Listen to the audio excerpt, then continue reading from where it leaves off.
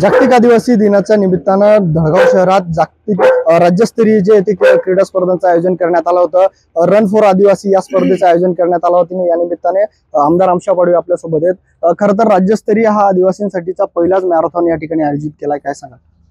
जे कार्यक्रम आहे आणि त्याच्या जे आयोजक आहे त्या पोराने आम्हाला सांगितले की दादा आपल्याला जो विश्व आदिवासी गौरव दिन आहे आणि त्या निमित्त अलग अलग आपण कार्यक्रम घेतो आहे, तर त्याच्यामध्ये खास करून धडगावचे जे युवा आहे आणि त्याने मेहनत घेतली आणि हा मॅरेथॉनचा कार्यक्रम घेतला, एकदम यशस्वी कार्यक्रम झाला आहे।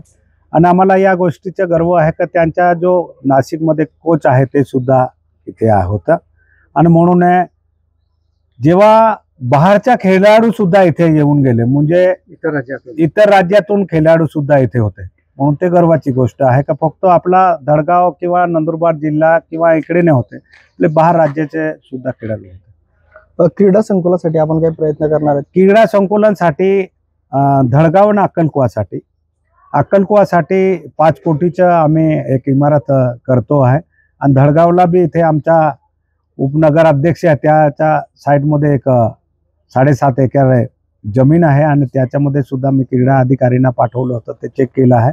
लवकर आम्ही ते मंजूर करून मंजुरी म्हणजे त्यांना 2-3 वर्षे अगोदर 1-1 करोड रुपये धडगाव अक्कलकुवाला आले, पण त्याच्या आधी कोणी त्याच्यावर लक्ष दिलं नाही, म्हणून ते काम झालं नाही।